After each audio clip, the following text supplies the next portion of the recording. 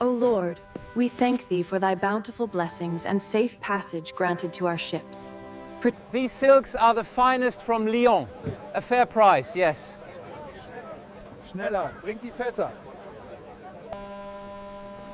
Observe how the light catches the velvet, young man.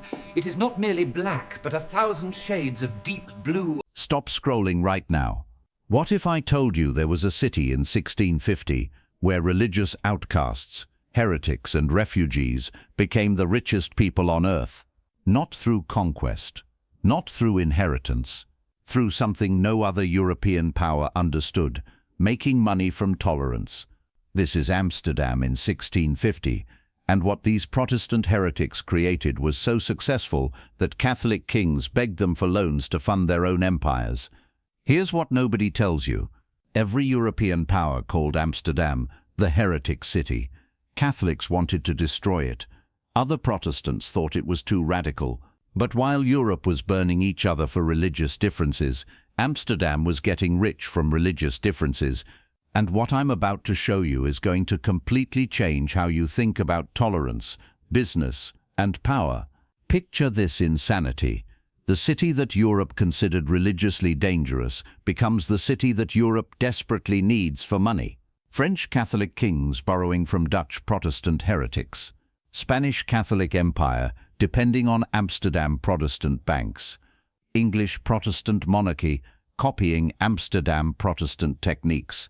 The heretics had figured out how to make the whole world financially dependent on them.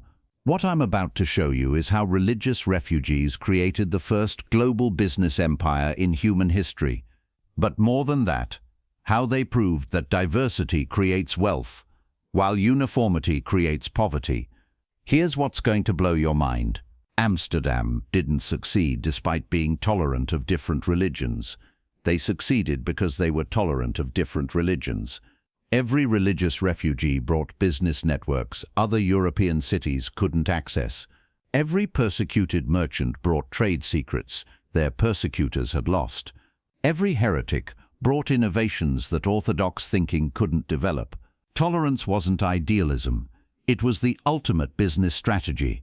By 1650, this city of heretics controlled more global trade than the Spanish Empire, the French Empire, and the English Empire combined. From a city you could walk across in 20 minutes. Built on swampland that shouldn't support major construction, the Dutch East India Company isn't just a trading company, it's the world's first multinational corporation. They control Asian trade routes that bring spices worth more than gold.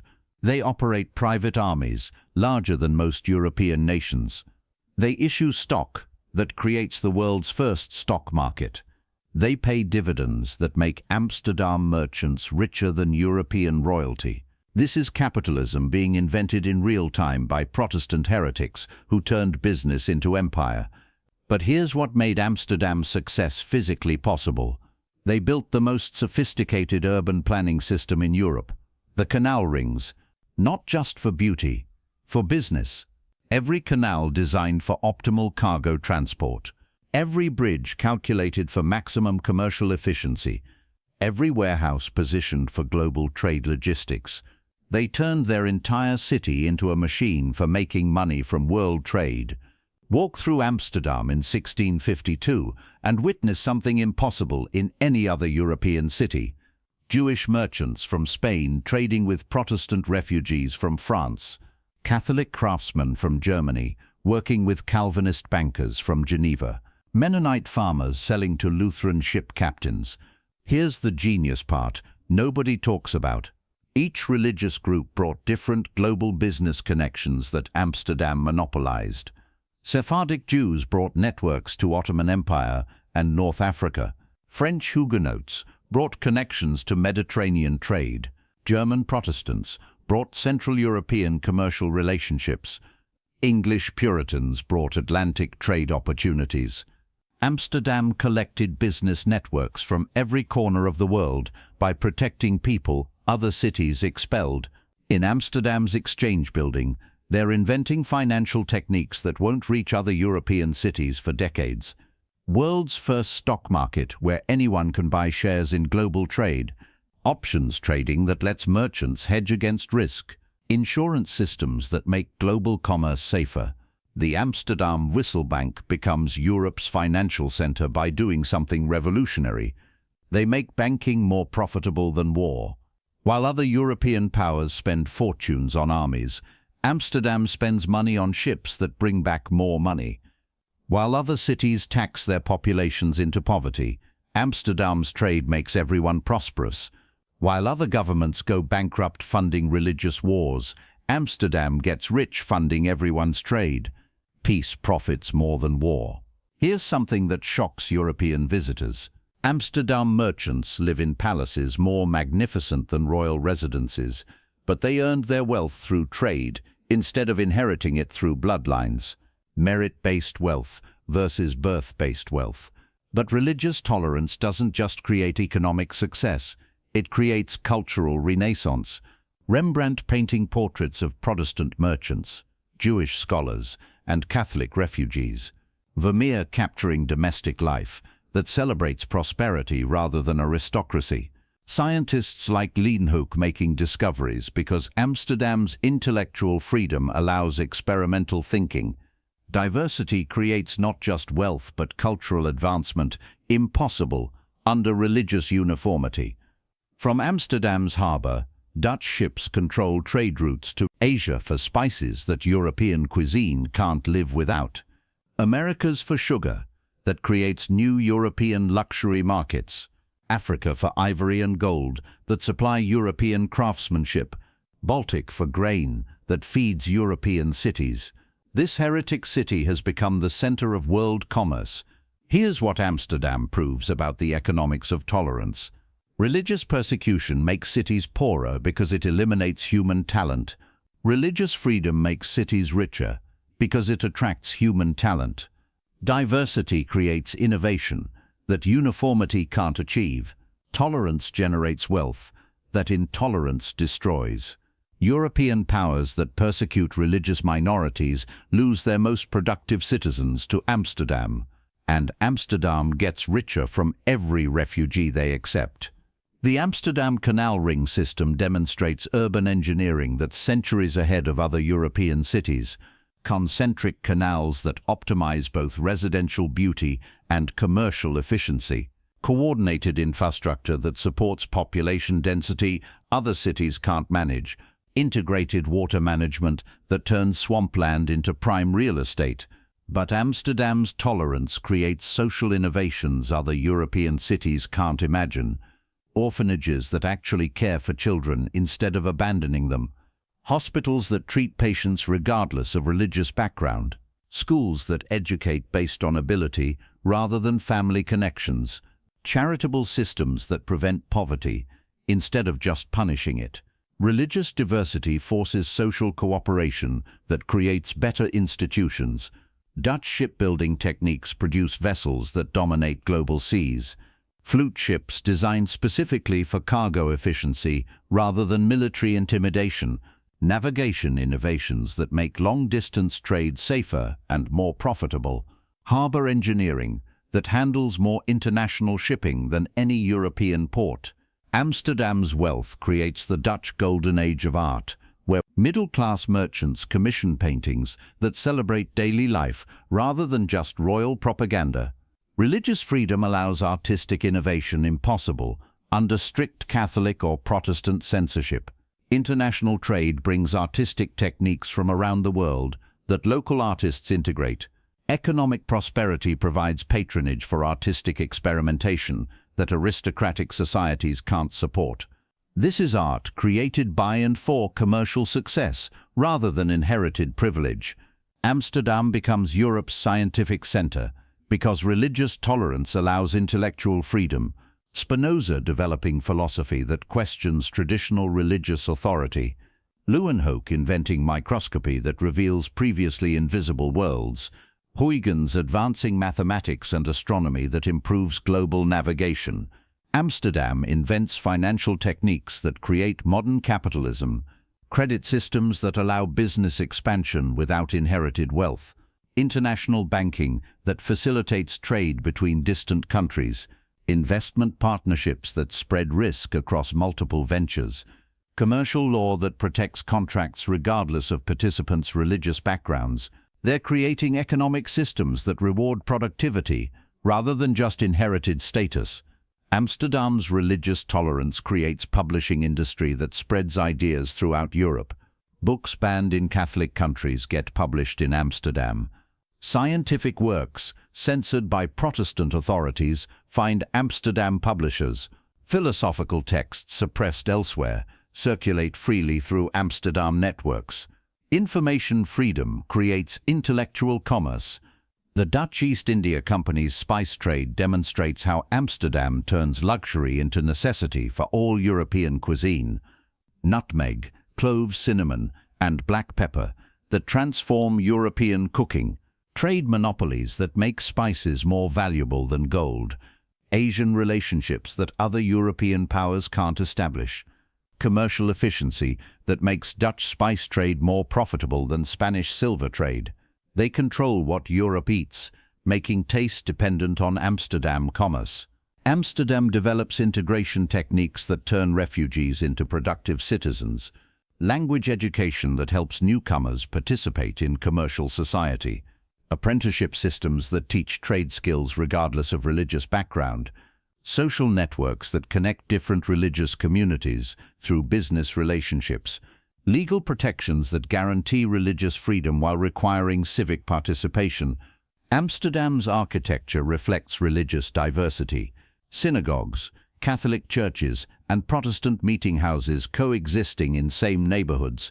Merchant houses that blend architectural styles from different religious traditions. Public buildings designed for multi-religious civic participation. Urban planning that accommodates religious diversity without segregation. The city's physical design supports social tolerance. Amsterdam practices diplomacy through economic relationship rather than military threat. Trade agreements that create mutual prosperity instead of zero-sum competition. Financial relationships that make war economically counterproductive.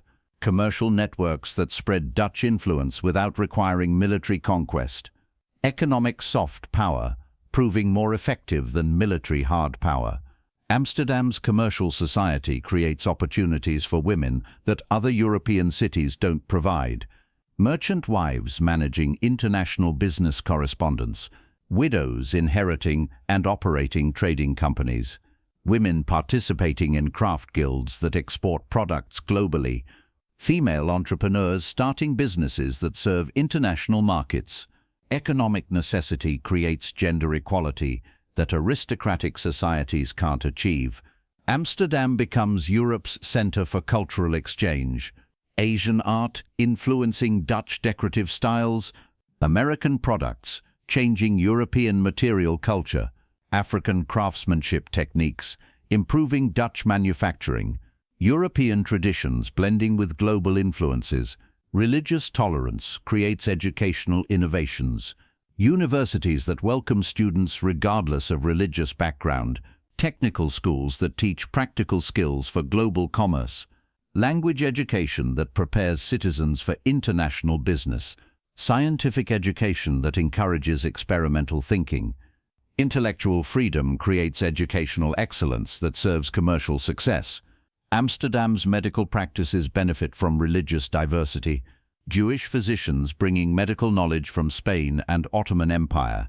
Catholic healers contributing herbal medicine traditions. Protestant doctors advancing surgical techniques. International medical exchange through global trade networks. Medical tolerance creates health innovations that benefit everyone. Here's something that's going to blow your mind about modern capitalism.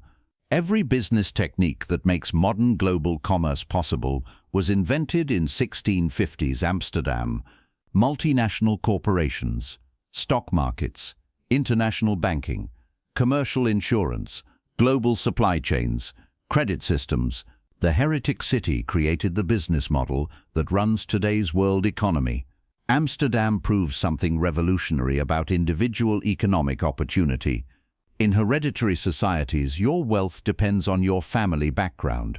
In commercial societies, your wealth depends on your productive contribution. tolerance creates more opportunities for individual prosperity. Diversity generates more pathways to economic success. Amsterdam's tolerance model influenced global development. American religious freedom borrowed Amsterdam tolerance techniques. Modern multicultural societies use Amsterdam integration methods. Contemporary business diversity practices follow Amsterdam commercial inclusion. Current global trade systems evolved from Amsterdam international commerce. The heretic city's innovations became the foundation for modern international success. Standing in Amsterdam today, you can still feel the power of their tolerance-based prosperity strategy. Walk through the canal rings and experience urban planning designed for both beauty and business. Tour merchant houses that demonstrate wealth created through trade rather than inheritance. Visit museums displaying art created by commercial prosperity rather than aristocratic patronage. But in 1652, this wasn't history. This was proof that religious tolerance creates more wealth than religious persecution, that diversity generates more innovation than uniformity, that business cooperation produces more prosperity than military competition. Here's the ultimate truth about Amsterdam's heretic experiment. They discovered that human differences are economic resources rather than social problems. Every refugee brought business networks. Every religious minority contributed specialized knowledge. Every cultural tradition offered commercial opportunities. Every persecuted group provided productive talent.